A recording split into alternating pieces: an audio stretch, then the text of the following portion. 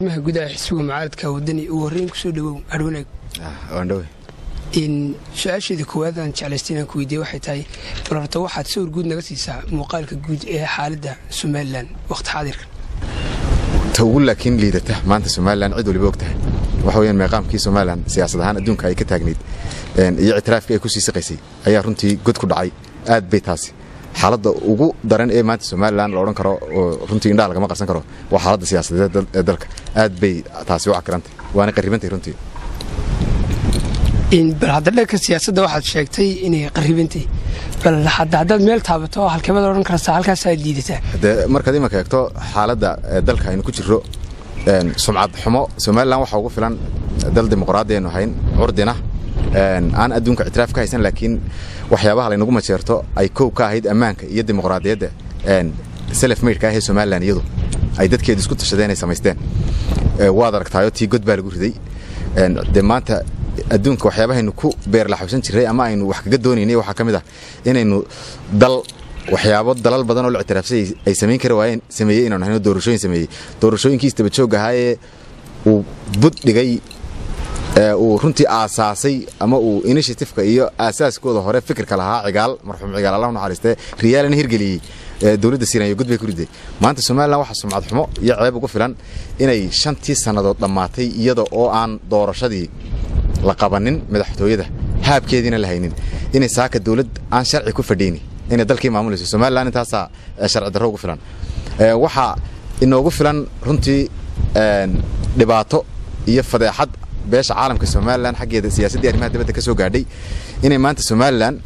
adduunyada dalalkii ugu xoog waaweyn ictiraaf ka raadinaynay sida Mareykanka iyo Koreeyo inay xiriirkii diblomaasiyadeed inoo gooyeenba ee qarsoodiga ahaa ee ictiraafka dad banaha oo inaan saaka haynin midowga Yurub inaynu arkayno warqadaha iska daba imanaya ee ay inagula hadlayaan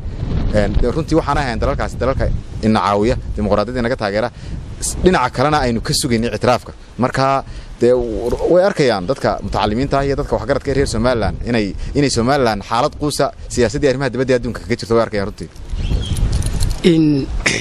dhawaan wuxuu sheegay gudoomiyaha golaha dhexe xisbi xaakimka kulmiye inay xisbiyada mucaaradku ku fashiliyeen mucaaradnimadooda oo wixii anagu waqtiga mucaaradka hayn waxaanu la nimay buug siyaasadeed oo aanu barnaamij u soo bandhigno madeeda bal idinka ka xisbi mucaarad ahaan maxaa idinka qorshaysan buugaasi uu leeyahay ku eedaynayo samileedii marka uu nin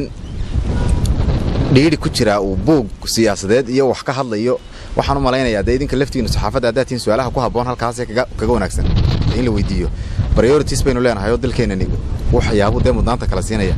in buug siyaasadeed la keenay horta waxa ka horeeya ninka afka xukuumadda maanta ku hadlaya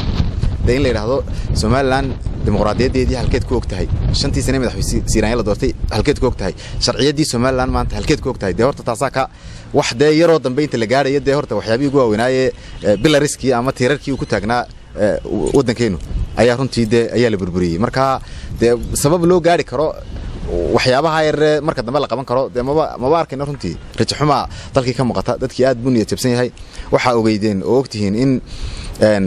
heshiiskii xisbiyadu xitaa ay ku gaadheen doorashada dib u dhacday in waqti sanad iyo barka bacdi la qabto in xitaa xukuumaddii gashay ay ka baxday baa ogtihiin runtii waxyaabaha aynu arkayna ee siyaasad ahaan maanta hogaanka dalku ay ku dhaqmayaan wax ma aha runtii wax lagu farxi karo maaha iyo wax laga kartoona in idinka laftirkiina xisbi mucaarad ahaan xisbiyada mucaaradka haddaan isku wada qaado wuxuu idinku eedeeyay idinka laftirkiina inaynan kala shaqaynin arrimahan muddo kordhinta sidii loo afjari lahaa bal daarinkaas maxaa ka jira deemaan ma garanayo waxa looga jeedo hadaan adiga su'aasha ka qaldamin sida calashaan muddo kordhinta sidii loo soo afjari lahaa wax muddo kordhinta ma haba wax sharciyaba maaha sharcina kuma iman soo afjarideeduna cid kale boomiyo le madaxweynuhu bay u taalo madaxweynaha 5 sano la doortay inuu 5 sano marka dhamaatay doorashadii qabtan baheed wax kalaba wax kale meel kale looga warwareega muddo kordhinta ma jirto muddo kordhinta xukuumadda keentay iyaga waqtigii doorashada dib riday iyaga ku dagaalamay heshiiskii u dambeeyay markay iyadoo muddo kordhin jirto xitaa aanu aqbalay in sanad iyo barka bacdi doorashada la qabtana wadiga arkay halka ku dambeeyay runtii waxaan dadweynaha reer Soomaaliland jeclaan lahaayoon u yara bayaamin lahaa waxaan kamid ahaa 5 xubnood ee ergooyinka wada hadalka uga qayb galay shirkii ama heshiiskii saddex geesoodka ahaa ee madaxtooyada lagu gaaray intii uu socday ergooyinka kamid baan ahaa xubnihii wadani waxaan xusuusanahay tiraba dhowr jeer inuu madaxweyne ku xigeenku naga cawday waliba xubnaha iyaga wadani inaanu ku nidhi dadkii heshiiska nala geli lahaayee go'aanka u dambeeya xagga xukuumadda gaari lahaa ma tiidine dadkay wax ka go'ayeen noogu yeedha ereya caynkaasoo annaga marmar naga soo yara baxay markii sheekadu kululaatay ayuu madaxweyne ku-xigeenku dhowr jeer nagaga cawday madaxweyne ku-xigeenku oo uu leeyahay calashaan dee aflagaaday nagu tahay runtii sidaa ay wax u dhaceen baanan anagu markaa shakigaa imika sidaa waxaa soo baxay ayaa shakigeedu annaga markaa ayuu nahay markaa dee waxaan u sheegi lahaa dadweynaha reer somaliland madaxweyne ku-xigeen kale naftiisa fariintan u diraya waxay noqon lahayd dee madaxweyne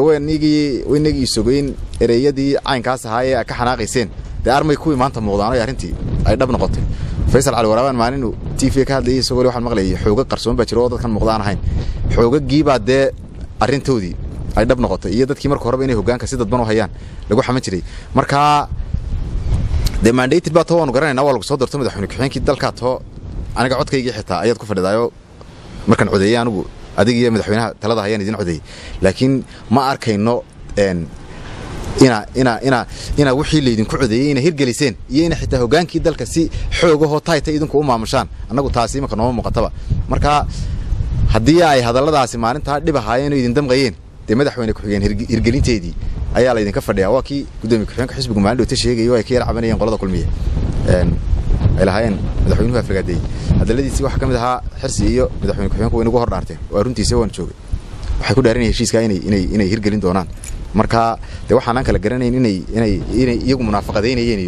iyo dee inaanay waxba gacanta ugu jirin markaa labuun bay dee mid noqonaysaayo dee haddaanay waxba gacanta ugu jirin dadka ha u caddeeyaan oo idhahdaan annagu dhinaca iyaga daacad baan kunne waana laga maroorsaday cidda ka maroorsatayna ha sheegaan aanu la dhiil garayn oon iyaga u tagnay haddii kalena dee waxa ha ogaadaan inaan hoggaan dal dee lagu aamini karin oon lagu sii eegi karin dad dee ballantay galaan ka baxaya oo beenintaa leeg u badheeraya xisbiga kulmiye wuxuu sheegay in awooddooda taageero ay awood badan haystaan ay kasbadeen baadinka xisbiyada mucaaridka waliba siibahaan xisbiga wadani ka waran awooddiina taageere aad ku leediin gobolladii dalka oo dhan way iska muuqataa kulmiye annagu imika 4 qof baan u haysanaa gabigiisaba cid kaloo kulmiya wasiiradaan kulmiye sheegane wasiirada xukuumadda laftooda ayaan kulmiyaba sheeganay sidii uu u burburay ee labada shir uu kala qabsaday annagu meel lagu heshiisiyey iyo meel kulmiye isugu yimid dee maba garanayno